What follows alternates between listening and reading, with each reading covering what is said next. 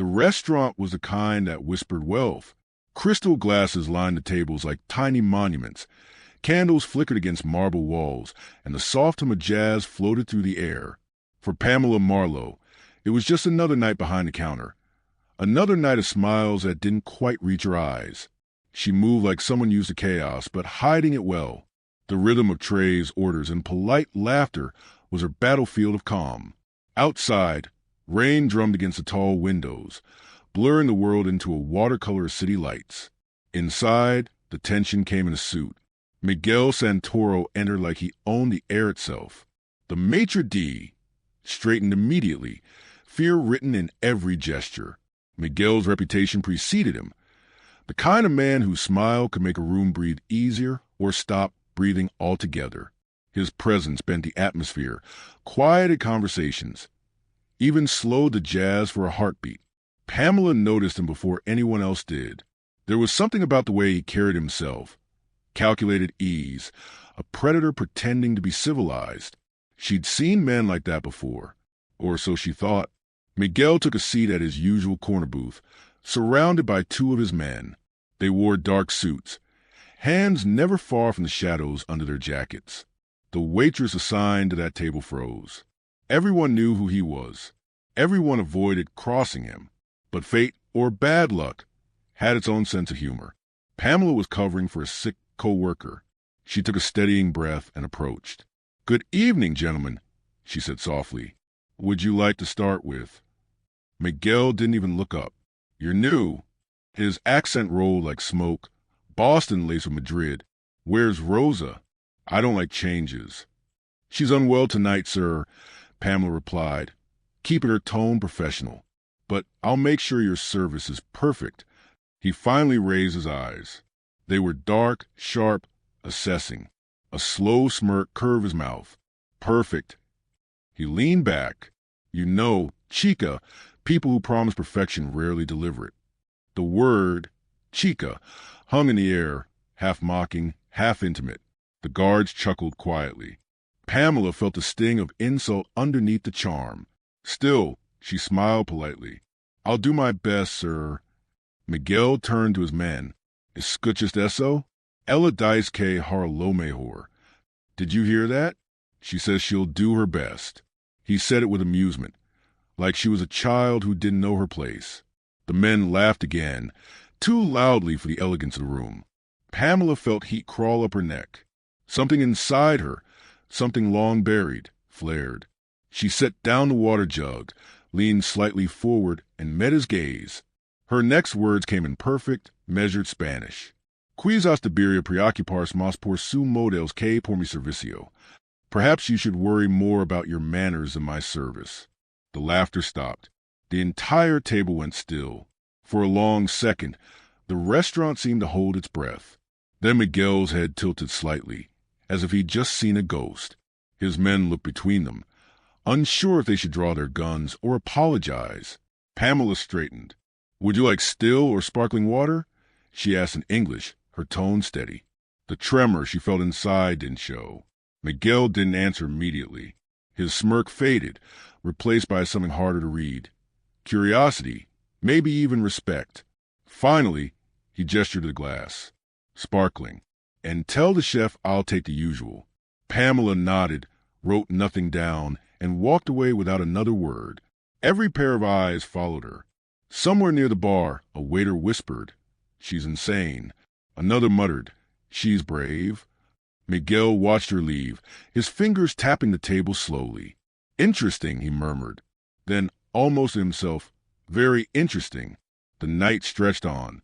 Pamela served other tables, her movements efficient but distant. Her heart was still racing, though she hid it well. She knew she'd cross a line. Men like Miguel didn't tolerate defiance. But she'd spent too long being silent in the face of arrogance.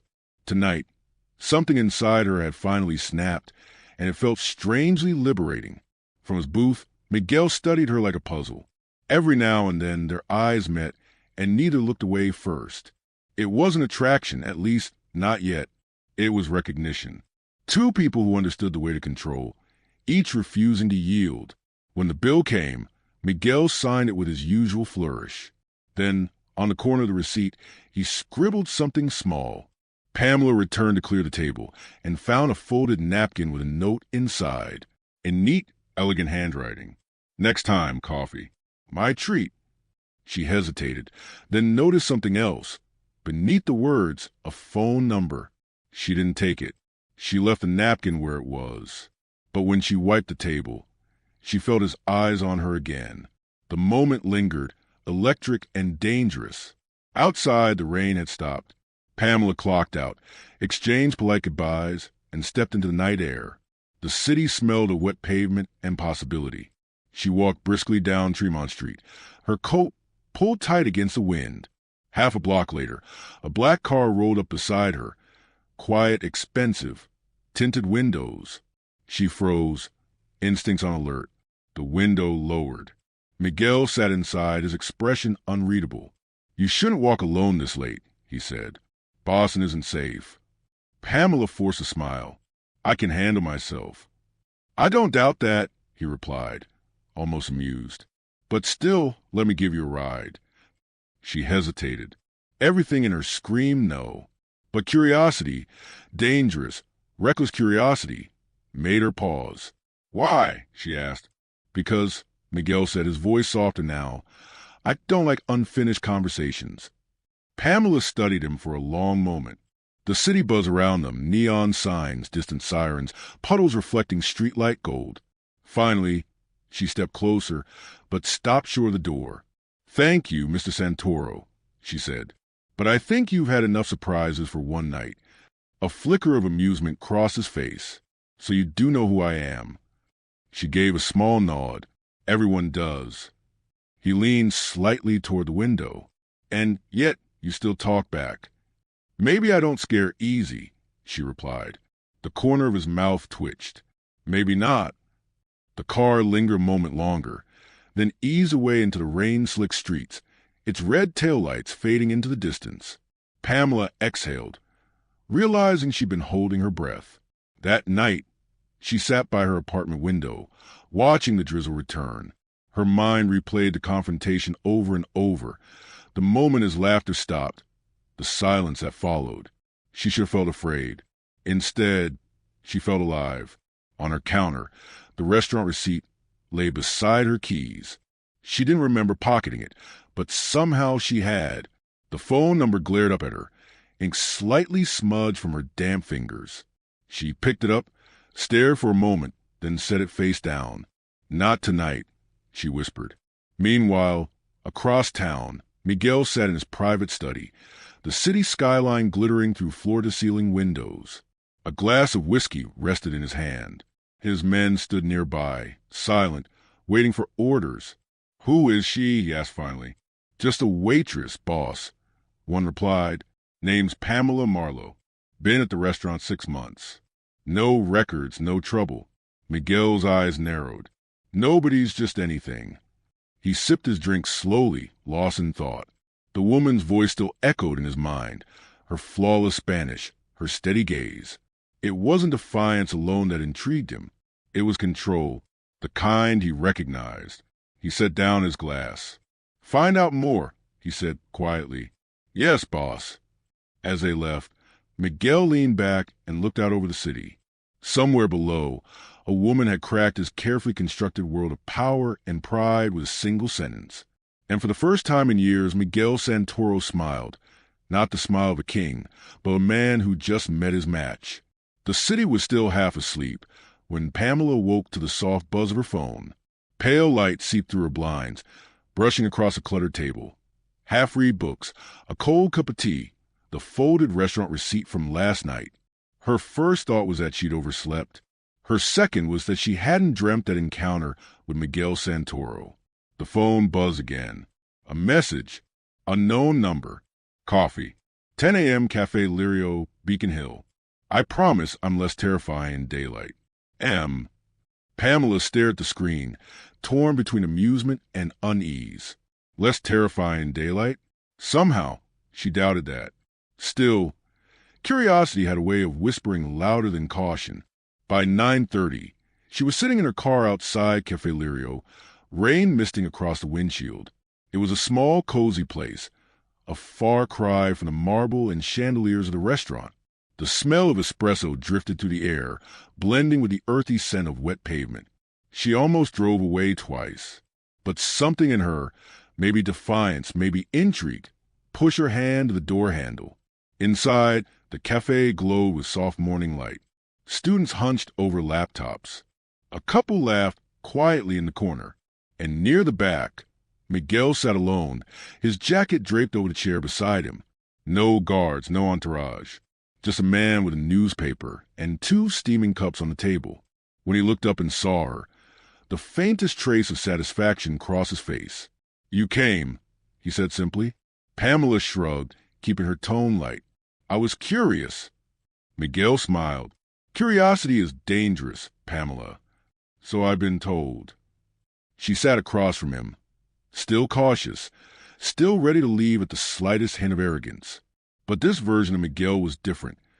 Quieter, less imposing.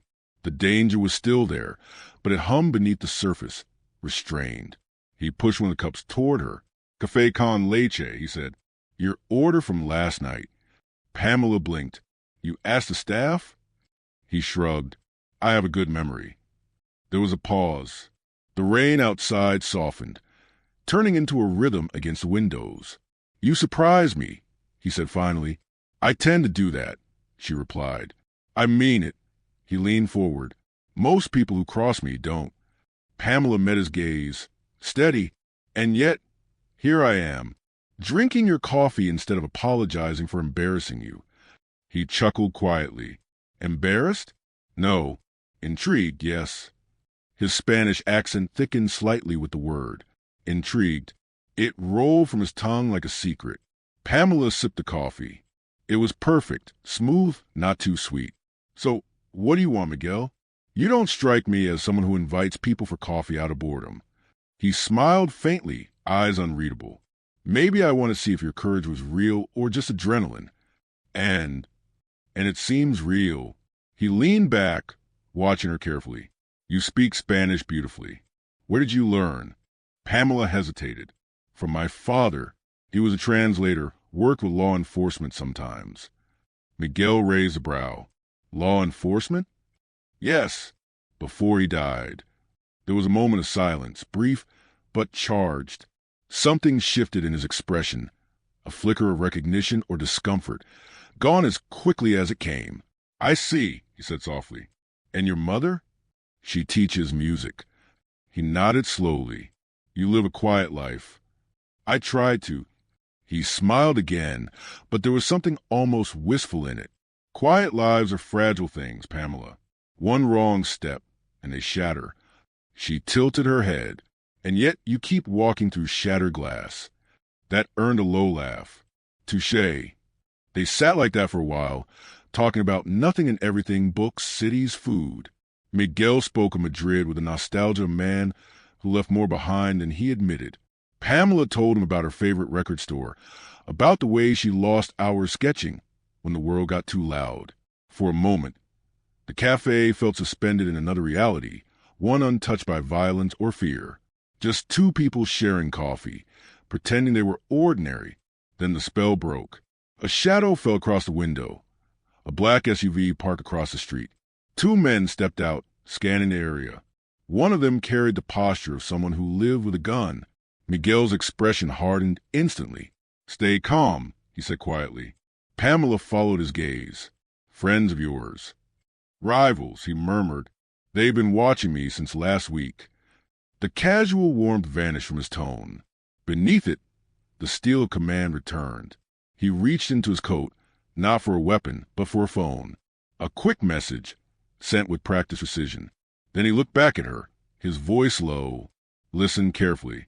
When I say go, you walk to the kitchen door and leave through the alley. Don't stop, don't look back." Pamela frowned. "Miguel." "Do it," he said, eyes sharp. "This isn't a game." Before she could answer, the bell above the cafe door chimed. The 2 men entered, scanning the room, their gaze locked on Miguel. Conversation in the cafe died instantly. Miguel stood slowly, posture calm but ready. "Gentlemen," he greeted, his accent slipping back into Spanish warmth. Can I help you? One of them smirked. You've been hard to reach, Santoro. Maybe I enjoy peace with my coffee, he replied. The man's hand drifted toward his coat. Pamela's heart pounded. Miguel's voice dropped. Now, Pamela. She hesitated for half a second too long, but his look left no room for argument. She rose, slipped behind the counter, and pushed through the narrow door into the kitchen.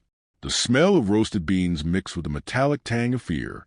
Behind her, she heard voices, calm, tense, overlapping, then the sharp scrape of a chair. A moment later, a single muffled thud. Pamela froze, her pulse hammering in her ears. A barista gasped somewhere behind her. Someone shouted for help. She didn't look back. She pushed through the back door, the cool air hitting her like a wave. Outside, the alley stretched empty and wet. She ran, her shoes splashing through puddles, until she reached the main street. Her breath came in short, sharp bursts. She turned the corner just in time to see the SUV speeding away. And behind it, another black car following close, its engine growling. An hour later, Pamela sat in her apartment again, shaking hands clutching a mug of untouched tea. Her phone buzzed once. You're safe. Don't go back to the cafe. I'll explain soon. She stared at the message. Part of her wanted to delete it, to erase any trace of him from her life. But another part, a quieter, more dangerous one, wanted no more. She typed back, P, you could have told me this was a bad idea. His reply came seconds later. You wouldn't have listened. Pamela exhaled, half a laugh, half disbelief. He wasn't wrong. She leaned back against the couch, eyes on the ceiling. Somewhere between fear and fascination, she realized the truth. Miguel Santoro had pulled her into something far bigger than herself. And though every instinct told her to walk away, she couldn't. Not yet. Outside, thunder rolled over the city. Somewhere across town, Miguel sat in the back of a moving car, rain streaking down the windows. His driver glanced at him through the mirror. Boss, you want me to drop you at the docks? Miguel shook his head slowly. No, drive to Beacon Hill. The driver frowned. That's near the Waitress's neighborhood. Miguel's gaze stayed on the rain. I know.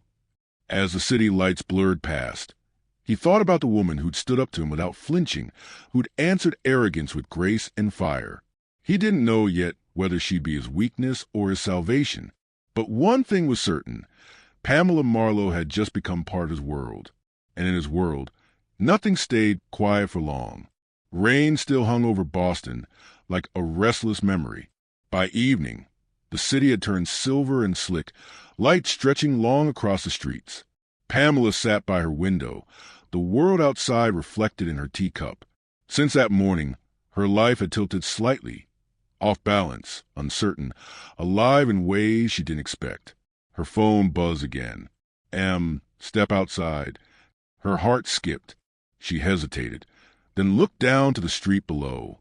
A black sedan idled under a street lamp. The passenger window lowered just enough for her to see him. Miguel, expression calm but eyes alert. Pamela grabbed her coat, slipped into the damp air, and walked toward him. You shouldn't be here, she said quietly as she approached the car. You said the cafe wasn't safe. What makes this any better? Miguel's voice was steady. Out here, I see the danger coming.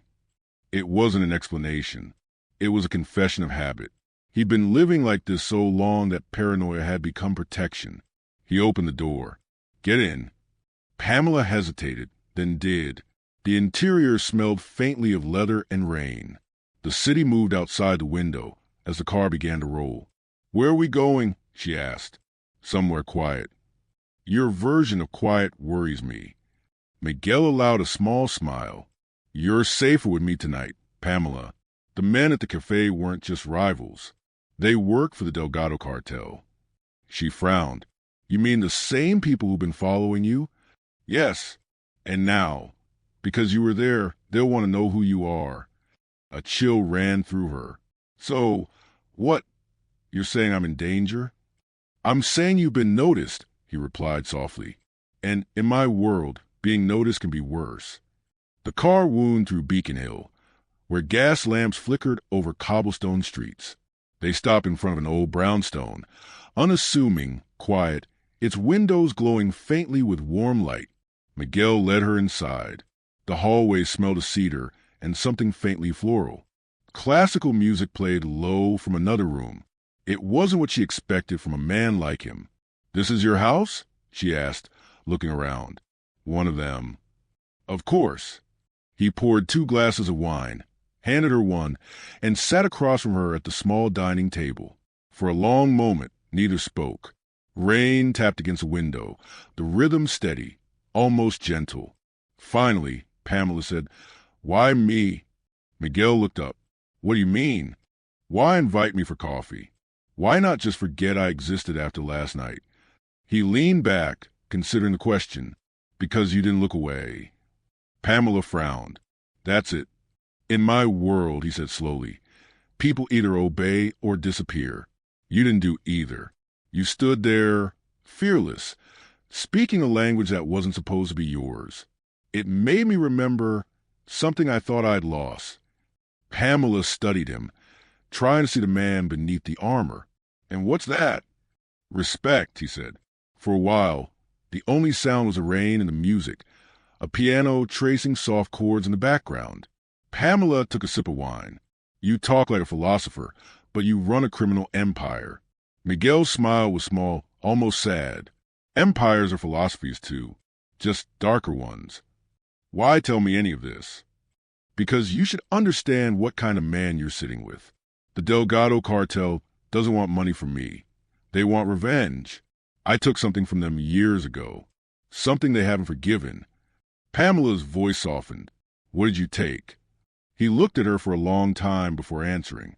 "Their trust." The words landed heavier than she expected.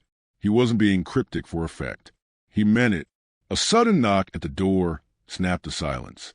Miguel rose immediately, motioning for her to stay quiet. His hand brushed the inside of his jacket. Another knock, firmer. A voice called out, "Santoro, it's me." Miguel relaxed slightly and opened the door. A tall man in a dark coat entered, shaking off rain. "Boss," he said, "they're getting closer. 2 of Delgado's guys were spotted near the harbor asking about you." Miguel's jaw tightened. "How did they find the cafe?" The man hesitated. Could have been the driver, or maybe the staff. "Doesn't matter now. They're sniffing around Beacon Hill." Pamela's stomach sank. "They know where you live?" "Maybe," Miguel said quietly, "but not for long." He turned to the man. "Marco, take 2 of the guards, sweep the perimeter. No one comes within a block." Marco nodded and left. The door shut again. Pamela stood slowly. "You should have left me out of this." "I tried," Miguel said. "You walked into it the moment you answered me in Spanish." She almost laughed. "So speaking your language was my mistake." His eyes softened. "No, it was the first honest thing anyone's done in years." They ended up in the small living room, the city lights flickering outside. Miguel sat near the fire, shadows dancing across his face. Pamela broke the silence. "I've read about men like you, powerful, untouchable, but you don't seem untouchable to me. You seem tired." Miguel looked up, startled by her candor. "Tired?" "Yes, like someone who's been running from ghosts." He was quiet for a long moment. "Maybe I have." She leaned forward slightly. "Who were you before all this, Miguel?" His eyes drifted to the fire. "A boy who thought power could fix everything. My father worked for people like the Delgados. I watched him die because he trusted them. So I built something of my own." Pamela's voice softened. "And what did it cost you?" He met her gaze. "Everything else." The fire crackled between them. Something shifted, a fragile connection, unspoken but real. Then, faintly, from outside, came the sound of footsteps on wet pavement. Too deliberate, too close. Miguel stood in an instant. "Stay here," he said quietly. Pamela rose too. "No, if they're here." "Pamela," his tone was final. "Stay." He crossed a panel by the bookshelf and pressed a hidden button. A section of wall slid open, revealing a narrow corridor. Down that way, he said. It leads to the neighboring building's basement. If you hear shots, you run. Her pulse raced. And you? I'll buy you time. But before either could move, the window shattered. A single bullet tore through the air, shattering a lamp. Miguel ducked, pulling Pamela to the floor behind the couch. Carajo, he hissed, the Spanish curse rough and raw. They're here. Gunfire cracked from outside. The lights flickered. Somewhere down the hall, a door slammed open. Miguel's men returned fire, shouts echoing through the stairwell. Pamela pressed herself against the wall, heart hammering. The smell of gunpowder filled the room. Miguel crouched beside her, checking the clip in his pistol. You see what I mean? He said between breaths. Quiet lives don't last long around me. Despite the chaos, Pamela managed a trembling smile. Then maybe you should find a new hobby. He almost laughed. Almost. Another shot rang out. Miguel's men shouted, They're pulling back! Then silence. Just rain, and the faint hum of sirens somewhere far off. Miguel waited a full minute before lowering the weapon. He stood slowly, glanced toward the shattered window, and exhaled. They'll be back, he said. Pamela rose shakily. You can't stay here. I know. He turned to her. Neither can you. Half an hour later, they drove through the sleeping city again, the road slick and shining. Miguel's hand rested on the steering wheel, but his eyes were distant. Pamela watched the blur of light slide past her window. Where are we going? Somewhere no one looks twice. My grandmother's old place by the water. And after that, we decide if we run or fight. Pamela's throat tightened. You're serious. He nodded. Delgado doesn't stop. Not until someone makes him. She was silent for a moment. Then softly, Why risk your life for me? Miguel's hands tightened slightly on the wheel. Because maybe for once, I'm risking for the right reason. Outside, the ocean appeared at the edge of the highway, dark and endless. The storm had passed, leaving only the rhythm of waves against the shore. For the first time that night, Pamela didn't feel afraid. She didn't know what tomorrow would bring, or if they'd even see it. But something about the way Miguel stared out at the horizon told her one thing. Whatever ghosts had haunted him until now, he wasn't running from them anymore. The ocean came into view long before they reached it. At first, only the distant shimmer of moonlight across the waves, then the steady rhythm of water meeting rock. Miguel drove in silence, headlights sweeping along the narrow coastal road. Pamela watched the dark expanse unfold ahead of them, the air thick with salt and a faint echo of gulls. When the car finally stopped, she realized they'd reached the edge of the world, or something close to it. The house stood on a bluff overlooking the Atlantic, its stone walls pale under the silver light. Wind pressed against the windows. The sea roared below. Miguel cut the engine. It's not much, he said quietly, but no one will find us here. Pamela stepped out into the wind, her hair whipping across her face. I didn't think you were the kind of man who kept a cottage by the sea. He almost smiled. It belonged to my grandmother. She used to say the ocean could wash away anything, sins, fears, memories. He paused. I never believed her. The front door creaked open under his hand. Inside, the air smelled faintly of cedar and dust. Shelves lined with old books, faded photographs, a cracked piano against one wall. Everything looked untouched, suspended in time. Pamela traced her fingers across the piano's surface. You used to come here? As a boy, Miguel said, setting his coat aside. Before everything changed. She looked around. It's peaceful. Too peaceful, he murmured, checking the locks. That's what worries me. He moved through the rooms with the alertness of a soldier, curtains drawn, doors checked, weapons placed within reach. Pamela watched him quietly. There was no arrogance in his movements tonight, only fatigue and habit. Do you ever stop looking over your shoulder? She asked softly. Miguel glanced at her. When you grow up in my world, you learn that peace is just the quiet before someone pulls the trigger. Pamela leaned against the piano. You talk like a man waiting for punishment. He gave a faint laugh. Maybe I am. Later, as the storm gathered outside, they sat near the fireplace. Miguel had found an old bottle of rum in a cabinet, and the warmth of it cut through the chill. The firelight softened the sharpness of his features. For once, he looked almost human, less myth, more man. Pamela studied him across the flicker of flames. You never told me what really happened with the Delgado cartel. Miguel's expression darkened. There's not much to tell that doesn't end badly. Try me. He stared into the fire for a moment, then began quietly, each word measured. Years ago, before I took over my father's business, we worked under the Delgados. They ran everything south of the city, the ports, the docks, the politicians. My father trusted them. I didn't. Pamela listened, the storm wind sighing against the windows. One day, I found out they were trafficking people, families, children. His voice hardened. My father turned a blind eye, said it wasn't our concern. But I couldn't. He took a long breath. So I took evidence, ledgers, names, bank accounts, and handed them to someone who could use them. Pamela's eyes widened. The police? Not exactly, Miguel said. Someone higher. Someone who made the Delgados disappear for a while. But they came back. They always do. And they never forgot. Silence fell again, broken only by the crackle of fire. So this isn't just business, Pamela said. It's revenge. Miguel nodded slowly.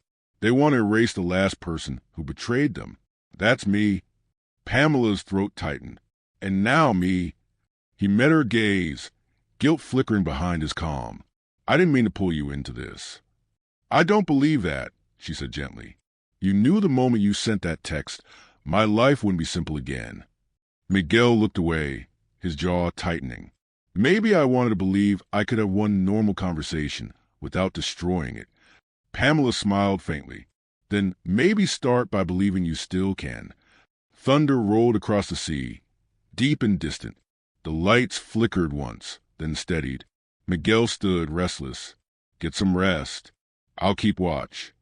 Pamela rose too. You can't stay awake all night. He gave a small, tired grin. I've done worse. She hesitated. Miguel, why save me? Really? He paused in the doorway. Because when you spoke to me in that restaurant, you weren't afraid of what I was. You saw what I could be. Pamela's breath caught. She didn't know how to answer that. He disappeared into the hallway, leaving her alone with the sound of the waves. Outside, lightning flashed over the horizon. For the first time since she'd met him, Pamela wondered if Miguel's fight wasn't just against the cartel, but against the man he'd become. The storm deepened as night fell. Wind lashed against the windows, and the sound of waves pounded the cliff below. Pamela tried to sleep on the small couch near the fire, but every gust of wind sounded like footsteps. Every creak of the house made her heart skip. Through the dim glow of the firelight, she saw Miguel's silhouette in the doorway, motionless except for the rise and fall of his breath. He stood there for hours, watching the night like it owed him answers. Do you ever rest? She asked quietly.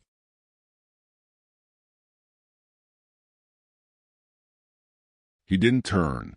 Rest gets you killed in my business. Pamela sat up, pulling the blanket tighter. And in your grandmother's house? He hesitated, then looked back at her. The flicker of the fire caught his face, softened it, almost made him look like a man who once knew peace. Here, he said, I try. She gave a small smile. Then sit down, Miguel, just for a minute. He hesitated, then crossed the room, lowering himself into the chair opposite her. The firelight cast long shadows across the walls, and the storm's rhythm became almost hypnotic. You know, Pamela said, when I first saw you in that restaurant, I thought you were exactly what people said, cold, dangerous, the kind of man who breaks others to stay in control. And now I think you're the kind of man who's tired of being that. Miguel didn't answer immediately. He stared into the fire, jaw tightening. Tired or not, I don't get to walk away. Why not? He turned to her, voice low. Because men like me don't get forgiveness. We just run out of enemies. Pamela leaned forward. Maybe forgiveness isn't something you wait for. Maybe it's something you build. Miguel looked at her for a long moment. Really looked. You talk like someone who's seen both sides of the line. Pamela's eyes flickered. Maybe I have. Before he could ask, a sharp noise cut through the storm, a faint electronic beep, followed by a soft click. Miguel was on his feet instantly, gun drawn. "Get down!" Pamela dropped to the floor just as a second sound came, a scrape of metal near the back door. "Stay here," Miguel whispered. But Pamela shook her head. "I'm not hiding while someone breaks in." "Pamela." Too late. The door burst open, wind howling through the hallway. A dark figure stepped inside, soaked in rain, a hood pulled low. Miguel raised his weapon, then froze. "Don't shoot," the intruder hissed. "It's me." The figure threw back the hood. It was Marco, Miguel's lieutenant from earlier that night, his face pale under the dim light.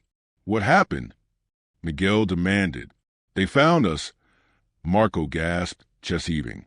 "Delgado's men. They tracked the car from the city. They'll be here within the hour." Miguel cursed under his breath. "How many?" "Too many for a fight. We need to move." Pamela stood, heart racing. "Move where?" Marco looked at her, then at Miguel. "We can't go back inland. The roads will be watched. There's only one way out. The docks." Miguel nodded grimly. "The storm will cover us." Pamela crossed her arms. "And if it doesn't?" "Then we improvise," Miguel said. He turned to Marco. "Get the car ready. We leave in 10. Marco disappeared down the hall, leaving the door open to the sound of the storm. Pamela approached Miguel. "You really think we can outrun them in this weather?" "No," he admitted, "but we can outsmart them." "How?" Miguel's eyes darkened. "By giving them what they want." Pamela's breath caught. "What do you mean?" "I still have the drive," he said quietly. "The one with Delgado's financials. The evidence that ruined them years ago. If I leak it again, they'll focus on survival instead of revenge." Pamela shook her head. "That's not a solution, Miguel. That's gasoline on a fire." He smiled faintly. "Maybe, but it buys us time." They moved quickly, gathering what little they had, shutting off the lights, dousing the fire. The old house seemed to groan as if it understood what was coming. As they stepped into the storm, Pamela glanced back once. The piano by the window, the books, the quiet ghost of memory. It all looked like a life he could have had. The wind whipped at her coat as they made their way to the car. Lightning split the sky, illuminating the cliffs. The sea roared below, endless and wild. Miguel climbed into the driver's seat, Marco beside him. Pamela slid into the back.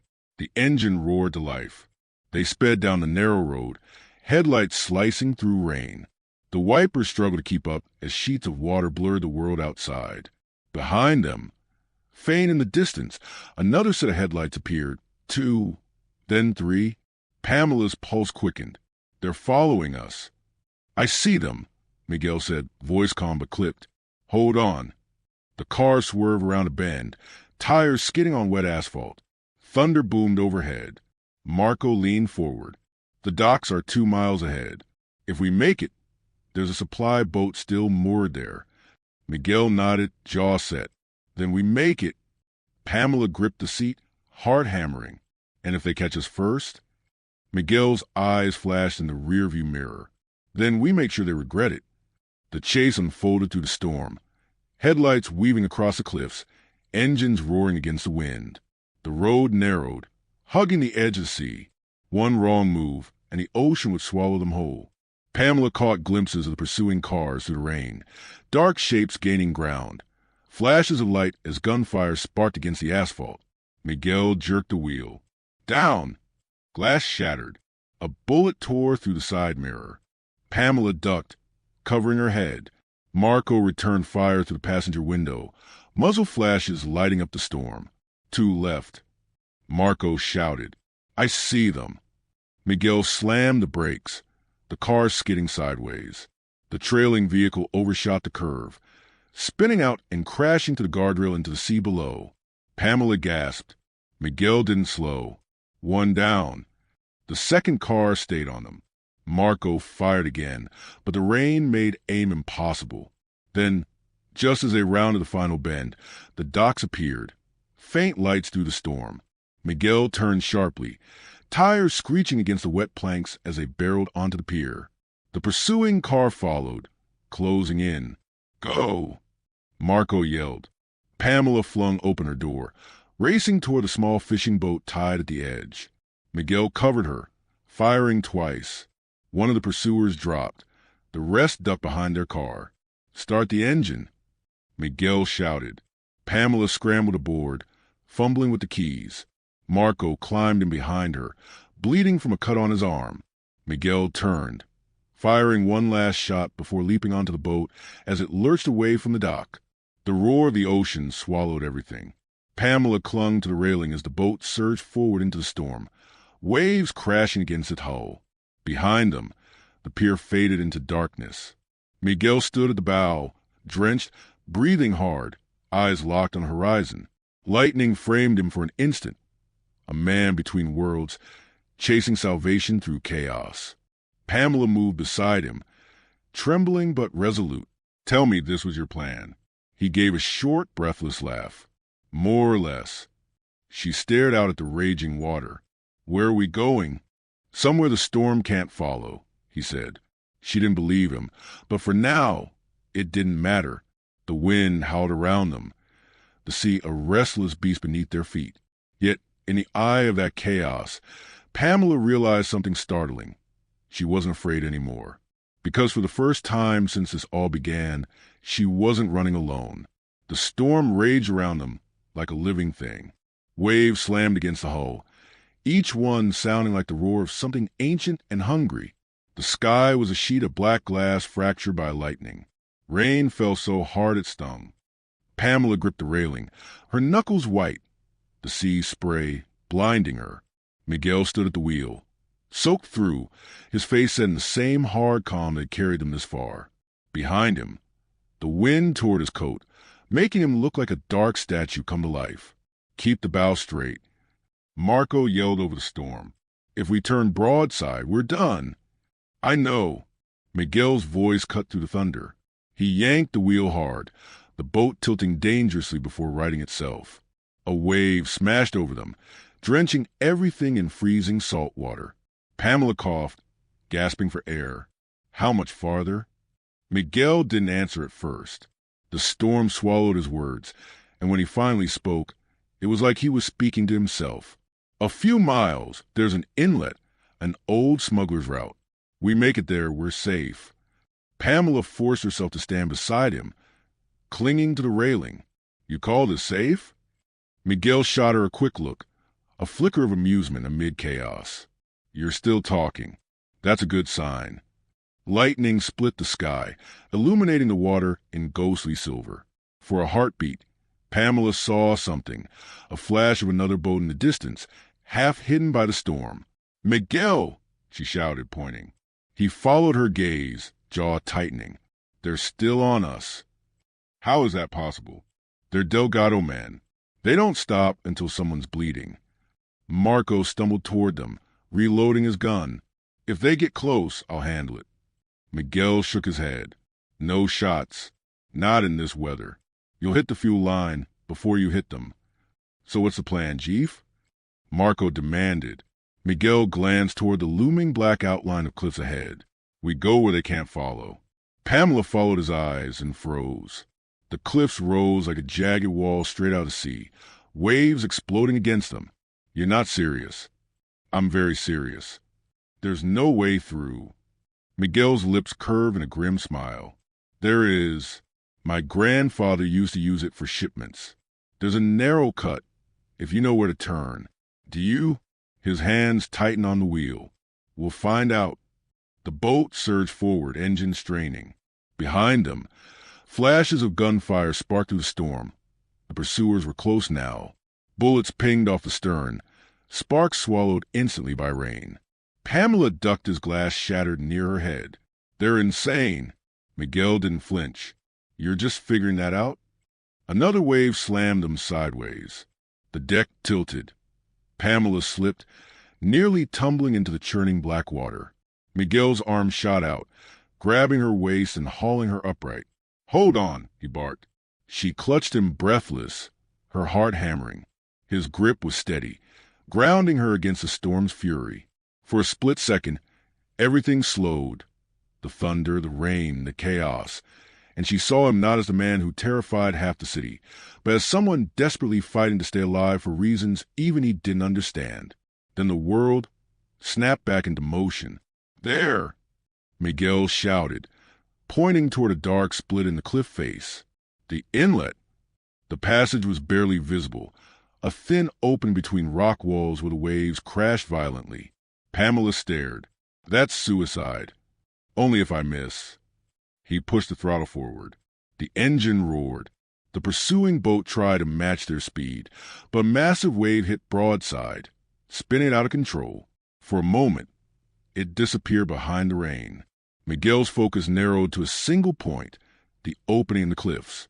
He gritted his teeth and turned the wheel. The bow cut into the narrow channel, scraping rock. The entire boat shuddered. Pamela screamed as the stern slammed against stone, but then, suddenly, they were through. The sea calmed.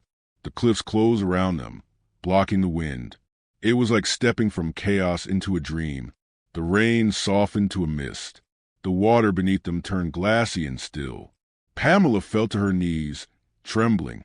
Marco exhaled a shaky laugh. Madre de Dios were alive.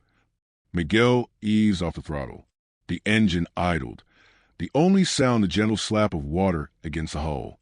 Pamela looked around. They were in a sheltered cove, a hidden lagoon surrounded by high cliffs. Moonlight filtered through breaks in the clouds, glinting off the water's surface. "Where are we?" she whispered. Miguel leaned against the wheel, catching his breath. Somewhere no one's supposed to find.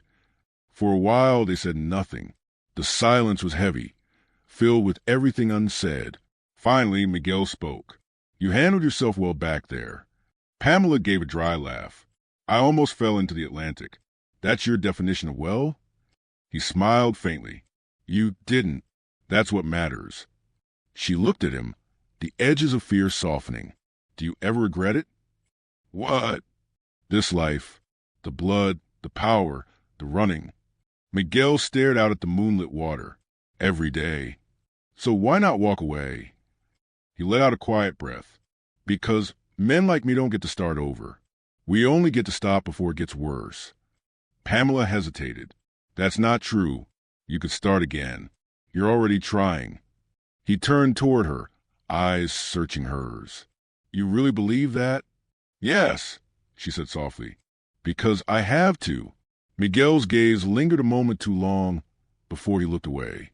"You remind me of someone," he murmured. "Who?" "My mother." His voice softened in a way she hadn't heard before. She used to say the same thing, that no one is too far gone. "What happened to her?" "She died when I was 17. A stray bullet meant for my father." He gave a hollow laugh. "In our world, even innocence doesn't last." Pamela swallowed hard. "I'm sorry." He shook his head. "Don't be. It made me what I am."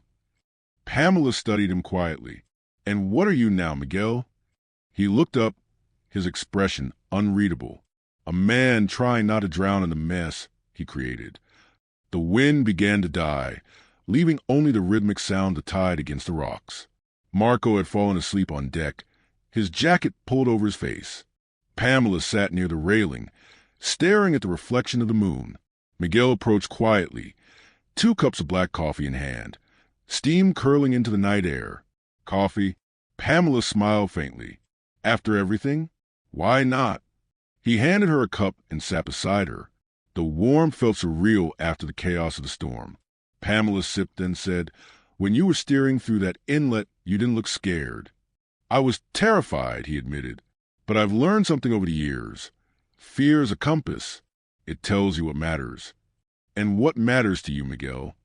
He looked at her. "Right now? You." Pamela froze, her heart suddenly louder than the sea. He didn't say it like a confession or a line. It was just a truth. Quiet, unguarded, terrifying in its simplicity. She set the cup down slowly.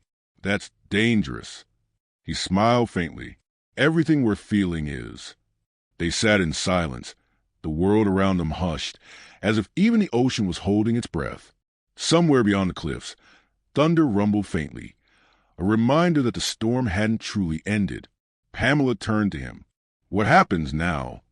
Miguel's jaw tightened. "Now we plan. The Delgados won't stop. But the evidence I kept, the drive, can destroy them completely. Once I release it, they'll have bigger problems than us. And then I disappear. For good this time." Pamela's voice dropped. "And me?" Miguel hesitated. "You don't deserve to live in hiding." She smiled sadly. "Maybe I don't want to hide. Maybe I just want to live." He met her gaze, something fragile flickering in his eyes. "Then let's survive first." As dawn broke, pale light spilled over the cliffs, turning the water to molten gold. For the first time in days, the world looked almost peaceful. Pamela stood at the bow, watching the horizon. Miguel joined her quietly, his coat draped over her shoulders. "Beautiful, isn't it?" she said. He nodded. "It always is, right before the next storm."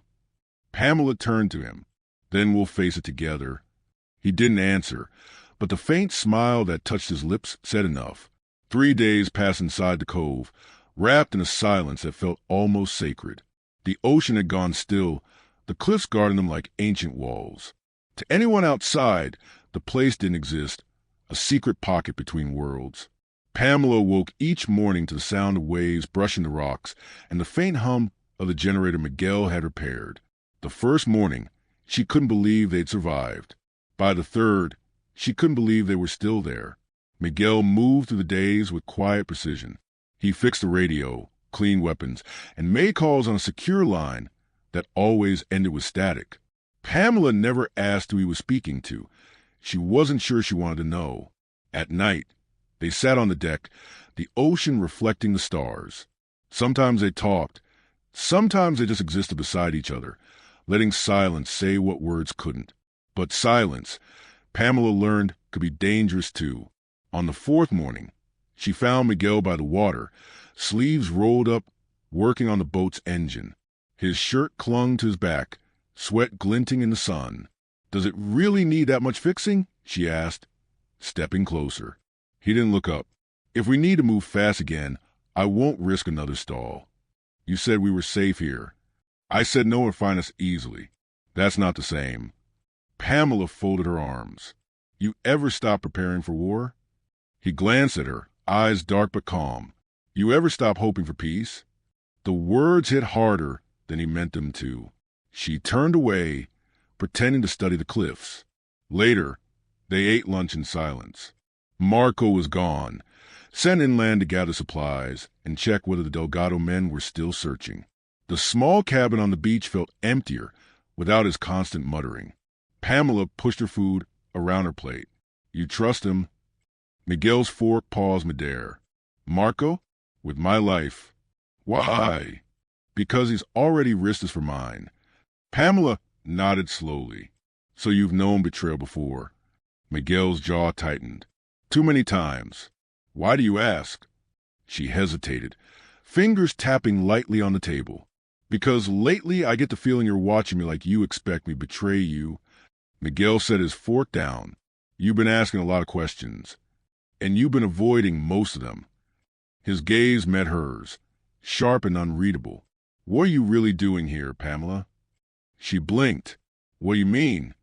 "You said you worked in a restaurant, but you speak flawless Spanish. You knew the Delgado name before I mentioned it, and you didn't flinch when bullets started flying. That's not a waitress, that's training." Pamela's throat went dry. "So you've been testing me?" "I've been surviving," he said quietly. "You should try it sometime." The air between them turned to glass. Pamela stood, her chair scraping against the floor. "You think I'm your enemy?" "I think I don't know what you are." She laughed once bitterly. "That makes two of us." She stormed out of the cabin, the screen door slamming behind her.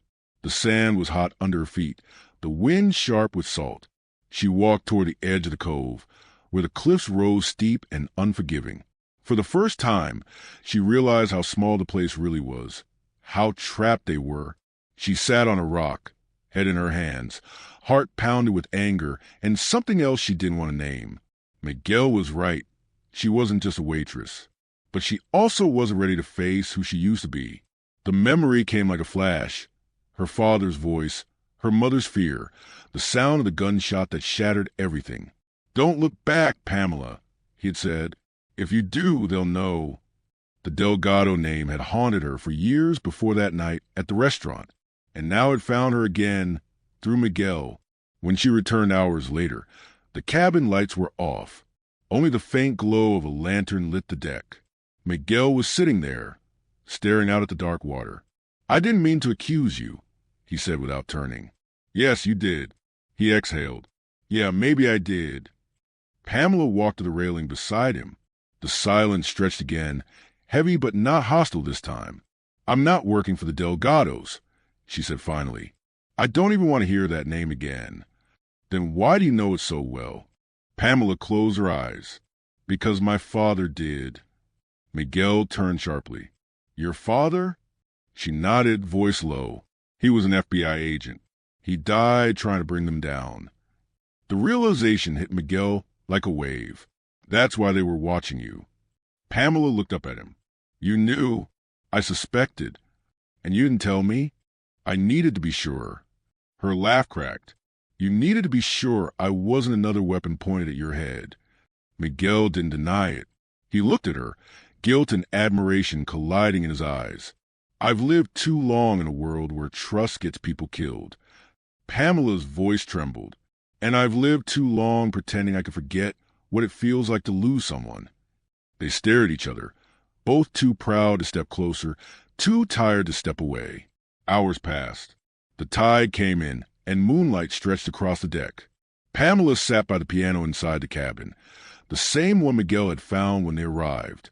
Her fingers brushed the keys, hesitant at first, then finding a rhythm, soft, almost haunting. Miguel listened from the doorway. "You play?" She didn't look up. "My mother taught me, said music was proof there's still beauty in a broken world." He watched her hands move, the melody wrapping to the air like a memory neither of them could escape. When she stopped, he said quietly, "I've done terrible things, Pamela. You should know that." "I already do." He blinked, caught off guard. "And you're still here?" Pamela looked at him, eyes steady. "Because I've done terrible things too." He stepped closer, the space between them shrinking. "Then maybe we deserve each other." She shook her head softly. "Or maybe we're just two people who finally found someone who understands the damage." The wind moved through the open window, carrying the scent of salt and rain. For a moment, the world was still. Then a voice crackled through the radio on the counter. Miguel froze. He moved toward it slowly, turning the dial. The voice came clearer now, male, urgent, speaking in rapid Spanish. Pamela caught one word that made her blood run cold. Delgado. Miguel switched to English, his tone sharp. "Marco, repeat that." Static.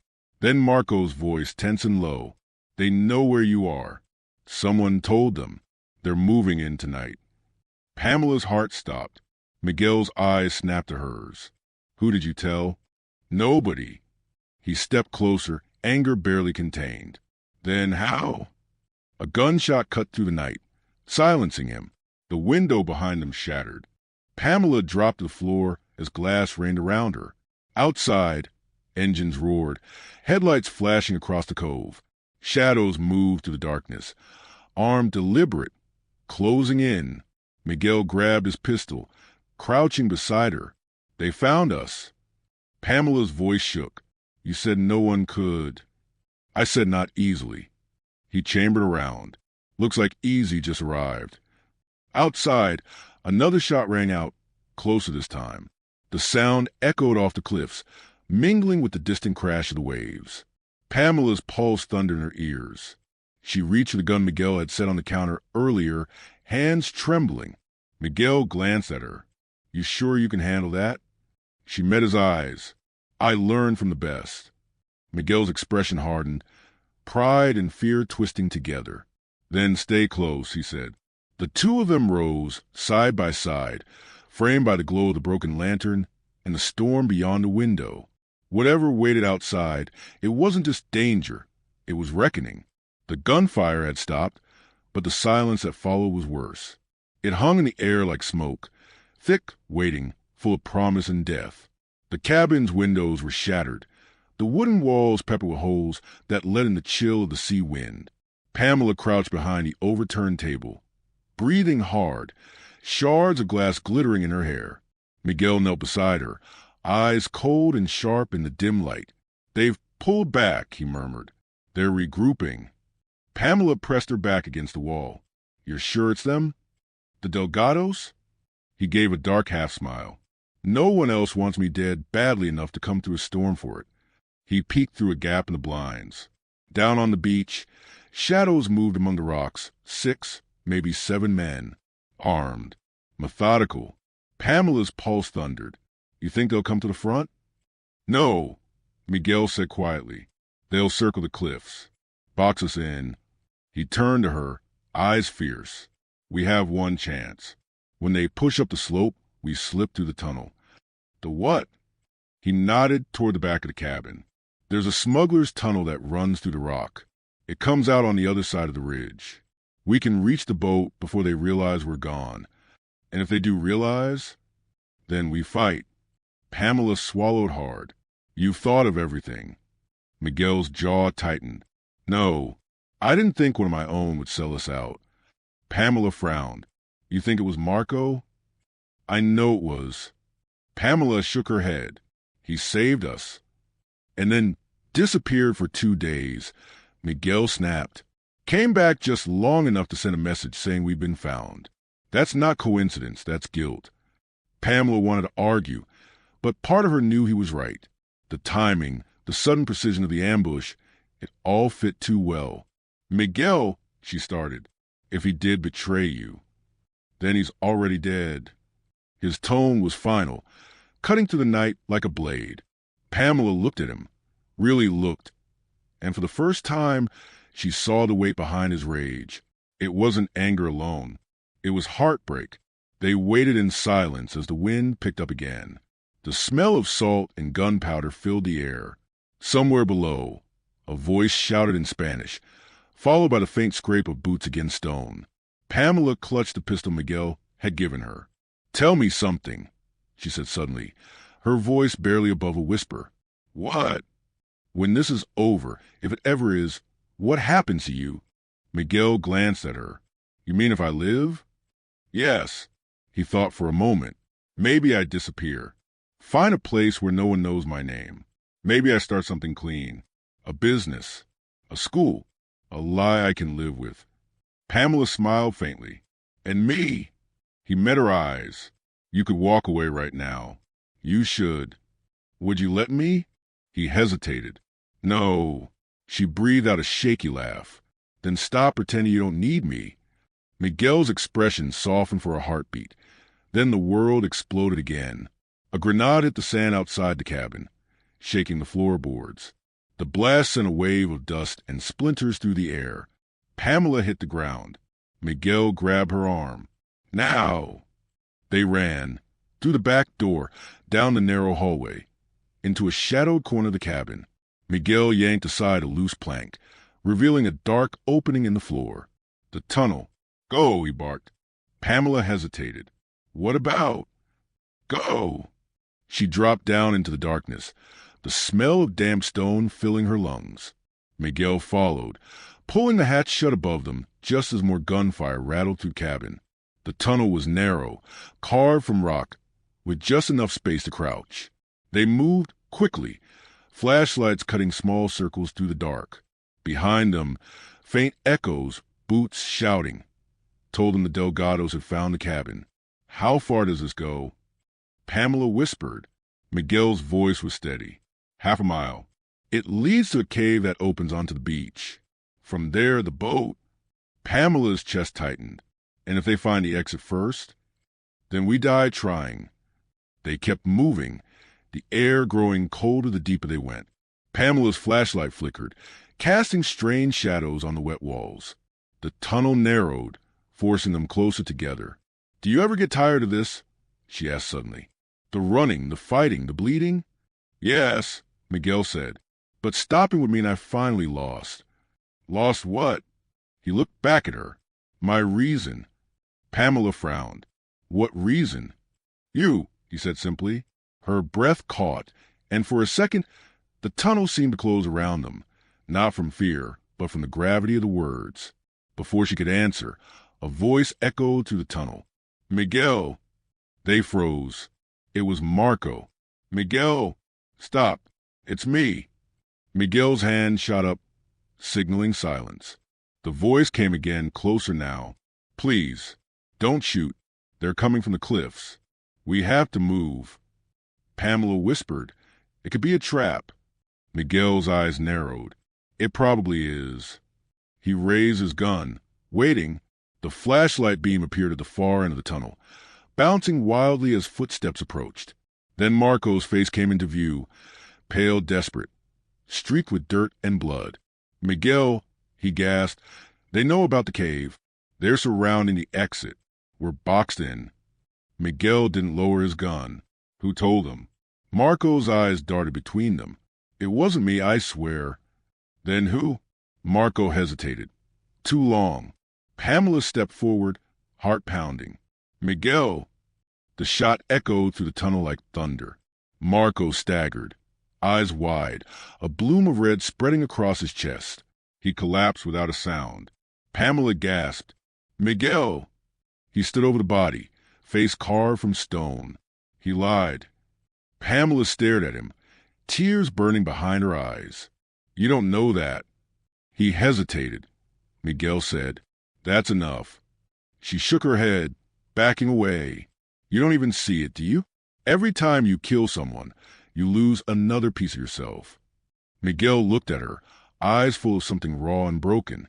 Then maybe there's not much left to lose. He stepped past her, moving deeper into the tunnel. Come on, we're not done.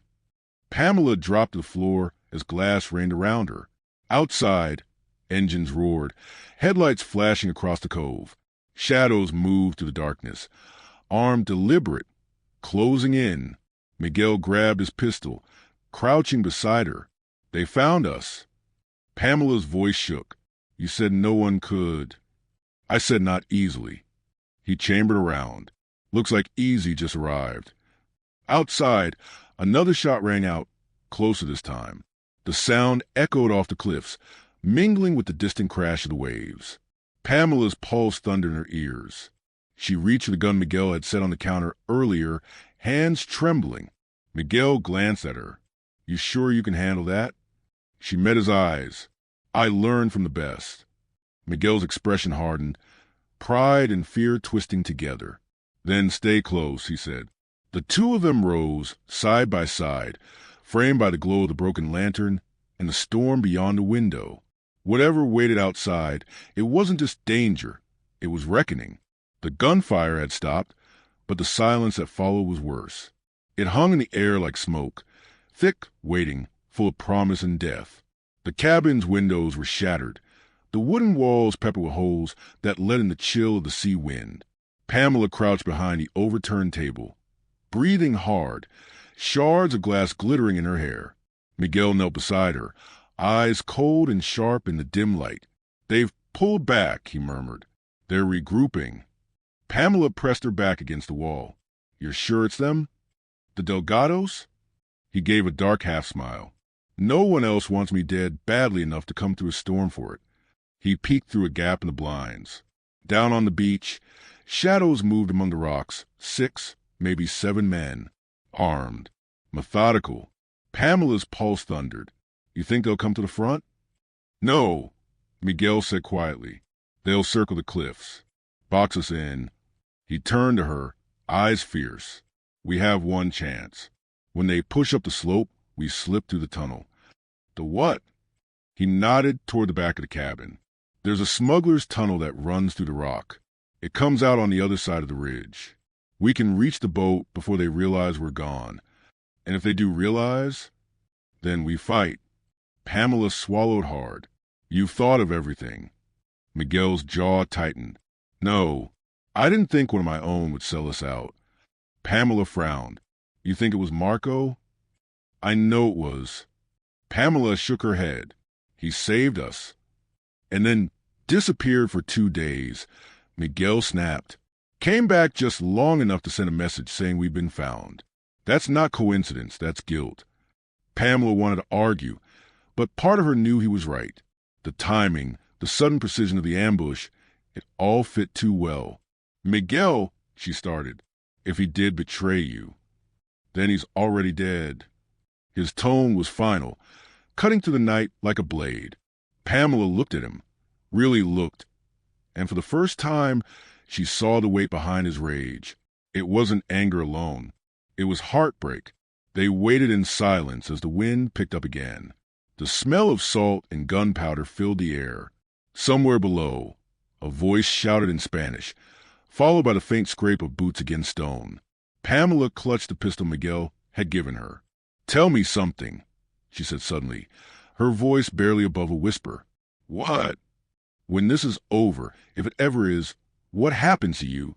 Miguel glanced at her. "You mean if I live?" "Yes." He thought for a moment. "Maybe I disappear. Find a place where no one knows my name. Maybe I start something clean. A business. A school. A lie I can live with." Pamela smiled faintly. "And me?" He met her eyes. "You could walk away right now. You should. Would you let me?" He hesitated. "No." She breathed out a shaky laugh. "Then stop pretending you don't need me." Miguel's expression softened for a heartbeat. Then the world exploded again. A grenade hit the sand outside the cabin, shaking the floorboards. The blast sent a wave of dust and splinters through the air. Pamela hit the ground. Miguel grabbed her arm. "Now!" They ran, through the back door, down the narrow hallway, into a shadowed corner of the cabin. Miguel yanked aside a loose plank, revealing a dark opening in the floor. The tunnel. "Go," he barked. Pamela hesitated. "What about?" "Go." She dropped down into the darkness, the smell of damp stone filling her lungs. Miguel followed, pulling the hatch shut above them just as more gunfire rattled through the cabin. The tunnel was narrow, carved from rock, with just enough space to crouch. They moved quickly, flashlights cutting small circles through the dark. Behind them, faint echoes, boots shouting, told them the Delgados had found the cabin. "How far does this go?" Pamela whispered. Miguel's voice was steady. "Half a mile. It leads to a cave that opens onto the beach. From there, the boat." Pamela's chest tightened. "And if they find the exit first?" "Then we die trying." They kept moving, the air growing colder the deeper they went. Pamela's flashlight flickered, casting strange shadows on the wet walls. The tunnel narrowed, forcing them closer together. "Do you ever get tired of this?" she asked suddenly. "The running, the fighting, the bleeding?" "Yes," Miguel said. "But stopping would mean I finally lost." "Lost what?" He looked back at her. "My reason." Pamela frowned. "What reason?" "You," he said simply.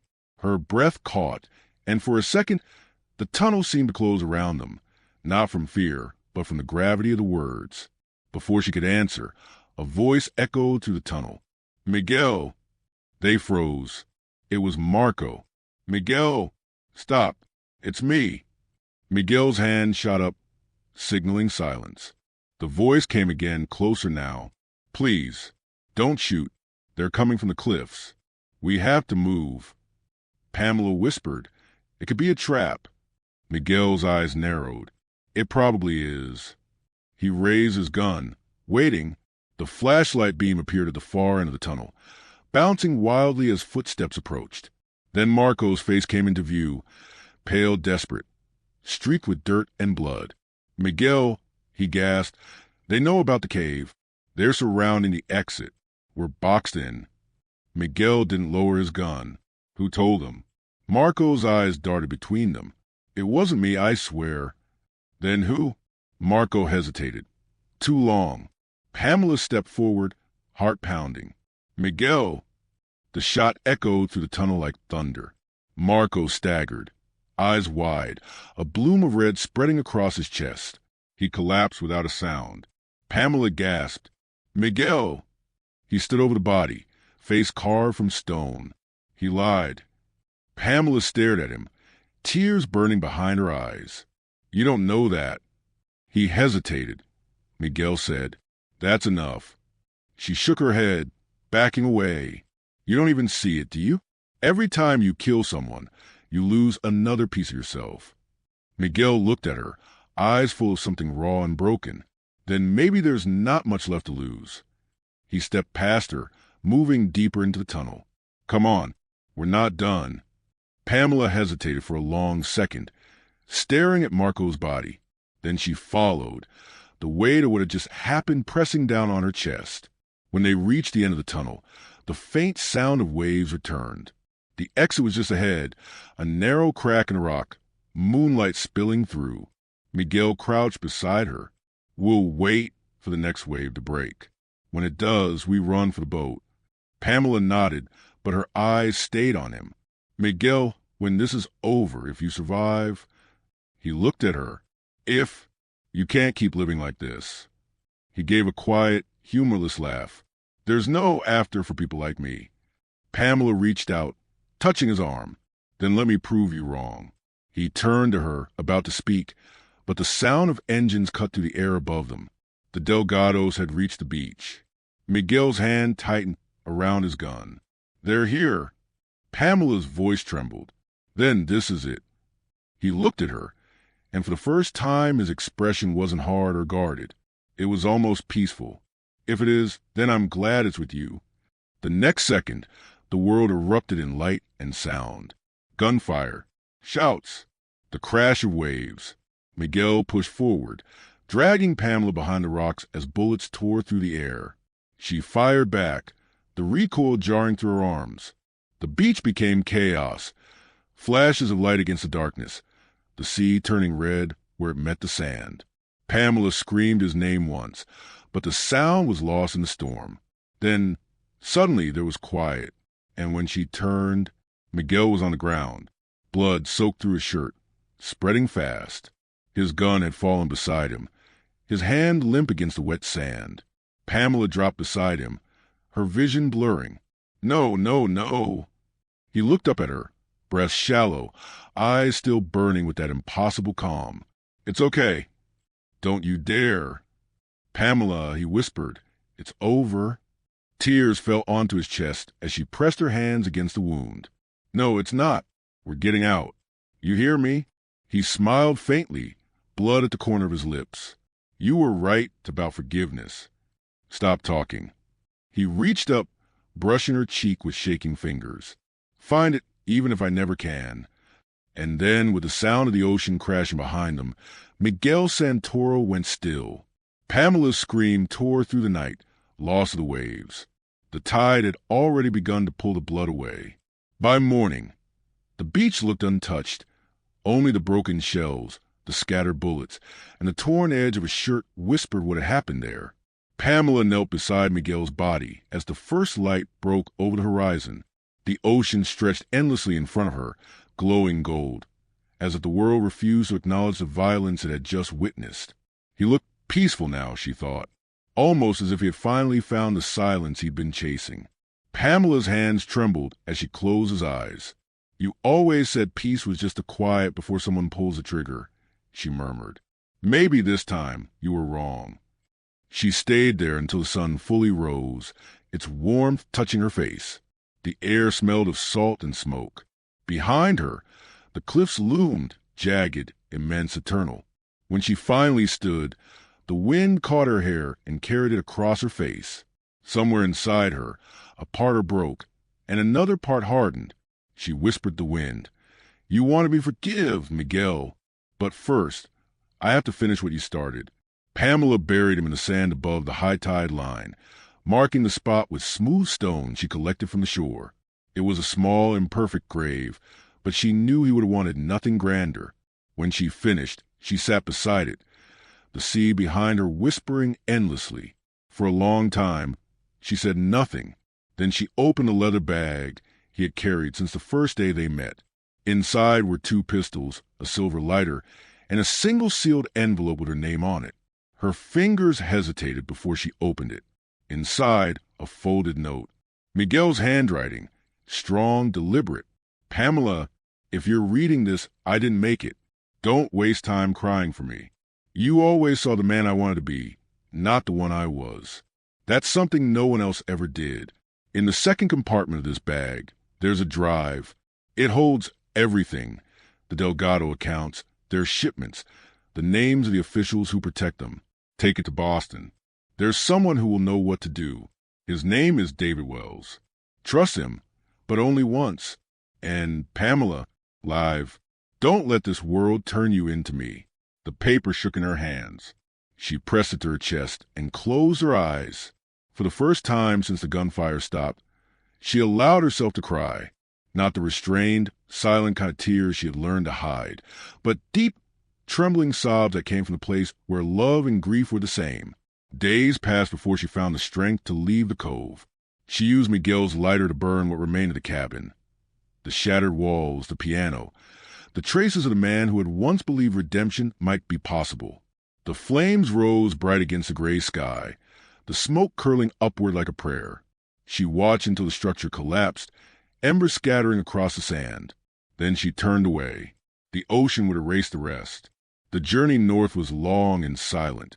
Pamela traveled by back roads and freight trains, sleeping when she could, trusting no one. She wore Miguel's jacket, heavy on her shoulders, the faint scent of him still clinging to it. At night, when she couldn't sleep, she replayed their last conversation, his promise that peace could still exist, even for people like them. Each memory cut deeper than the last, but they also kept her moving. By the time she reached Boston, she was no longer the woman who had once worked tables in a small cafe. She was something else, sharper, quieter, a shadow moving between worlds. David Wells lived in a modest house by the harbor. To the world, he was a history professor at a community college, soft-spoken, unremarkable. But when he opened the door and saw the name she gave him, his face changed. "You're from Miguel." Pamela nodded. He said, "You'd know what to do with this." She handed him the drive. David stared at it for a long time, then motioned for her to come inside.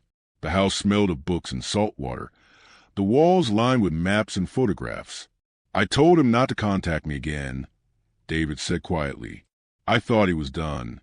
"He was," Pamela replied, "until they came for us." David sighed, rubbing his temples. "And now he's gone." Pamela said nothing. The silence between them was heavy, with everything that didn't need to be said. After a long pause, David plugged the drive into his laptop. Lines of code and encrypted files filled the screen. He scrolled, his expression tightening. This is everything. Bank routes, offshore accounts, payment logs of federal agents. He looked up at her. "With this, we can bring the Delgados down completely." Pamela's voice was steady. "Then do it." David frowned. "You sure you want that? Once this goes public, everyone connected will come after us. You'll be hunted." She met his gaze. "I already am." That night, she stayed at David's house. The rain came in from the sea, tapping softly against the windows. In the dim light, Pamela sat on the couch, holding Miguel's lighter, flicking it open and shut. David entered the room quietly. "You cared for him," he said. Pamela didn't answer at first. "He tried to save me. In the end, he did." David studied her. "You know, he never stopped believing there was a way out, even when he stopped believing in himself." Pamela looked up. "Did you know him well?" He nodded slowly. "We worked together once, before he took his father's place. He had a plan, to use the family's power to expose corruption from the inside. I thought it was madness." She smiled faintly. "Sounds like him." David hesitated. "Pamela, if we do this, if we release these files, the Delgado Empire won't just fall. It'll burn. Are you ready for that?" Pamela's eyes were steady. "I'm done running. Let it burn." The next morning, dawn broke pale and cold. Pamela stood by the window, watching the light creep across the harbor. She could almost hear Miguel's voice again, calm and low. "Maybe I'll disappear. Maybe I'll start something clean." She smiled sadly. "You did," she whispered. "You started me." David appeared behind her, phone in hand. "It's done. The files are live. Every name, every account, it's all out there." Pamela turned to face him. So it's over. Not yet, he said. When people like the Delgados fall, they don't go quietly. There'll be consequences. Pamela nodded. Then we'll be ready. Outside, sirens echoed faintly across the water. The world was changing, and she could feel it. That night, she returned to the sea. She stood at the edge of the pier, the city lights flickering behind her. In her hand was Miguel's lighter. She flipped it open one last time, watching the small flame dance in the wind. "You kept your promise," she said softly. "You gave me a chance at peace." Then she let the lighter fall. It hit the water, hissed, and disappeared beneath the dark surface. Pamela closed her eyes, breathing in the ocean air. The waves rolled in steady rhythm, neither cruel nor kind, just eternal. For the first time, she didn't feel like running. The city woke slowly that morning. Mist rolled over the harbor, and the first rays of sunlight painted the water gold. Pamela stood on the balcony of the small apartment David had found for her, a quiet place on the edge of Boston, far from the noise of the streets and the ghosts of the past. For the first time in months, she could hear the world without flinching. The sound of gulls, the distant hum of traffic, the low whistle of the wind through the open window. Peace, real peace, felt strange, fragile, like something borrowed. She sipped her coffee and looked out over the water. Somewhere beyond the horizon lay the cove where Miguel's grave was hidden, the sea washing over his memory. She wondered if the stones she had laid still stood. She hoped so. Downstairs, David was reading the morning news. The Delgado name filled every headline. Arrests, confessions, bank seizures. The empire had collapsed overnight. The files Miguel had gathered had torn to the underworld like wildfire, dragging names out of the shadows and into the light. David glanced up as Pamela entered. "It's done," he said simply. "Every major member is either in custody or running. The government's already issuing warrants overseas." Pamela nodded, her voice quiet. He would have liked that. David studied her for a moment. "You don't seem happy." Pamela smiled faintly. "Justice doesn't bring people back. It just stops you from losing anyone else." He nodded, understanding more than he said. "What will you do now?" Pamela looked out the window, sunlight catching her hair. "I don't know. Maybe teach again. Maybe just breathe." David hesitated. "You could stay here. I could use the company." She turned to him, eyes soft. "Thank you, but I think I need to find my own quiet." He smiled sadly. "Miguel was right about you. You were never built for their world." Pamela tilted her head. "Then what world do you think I was built for?" David folded the newspaper and stood. "The one that comes after." A week later, Pamela returned to the coast. The same road that had once carried her into danger now led her back to the edge of peace.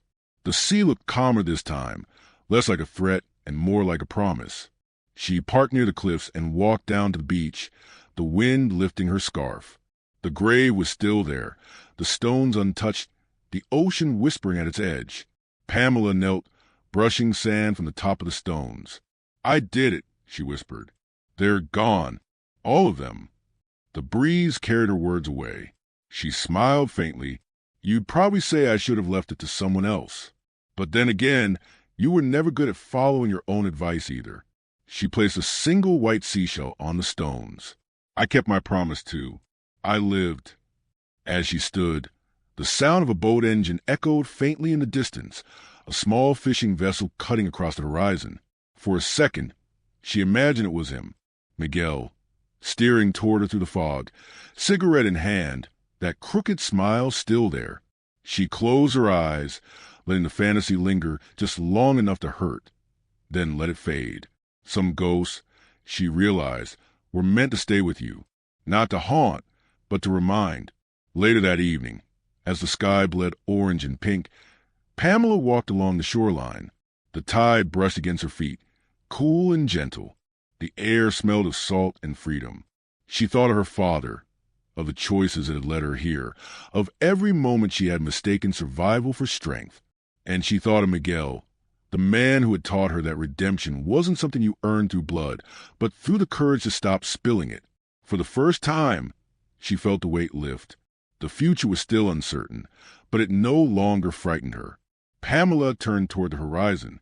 The last light of the day shimmered across the water, stretching endlessly. She whispered, "Gracias, Miguel." Then she smiled, small, quiet, real, and walked toward the setting sun. Sometimes the people who walk through the darkest part of the world are the ones who learn what light really means. Pamela didn't find peace in revenge. She found it in forgiveness, in a quiet choice to live when everything else told her not to. Miguel's story ended by the sea, but his promise carried on. Because every act of redemption, every whisper of hope, starts with someone brave enough to believe it's possible. And as the sun sank beyond the horizon, Pamela finally understood the past isn't something we escape. It's something we outgrow. Comment, like, share, and subscribe.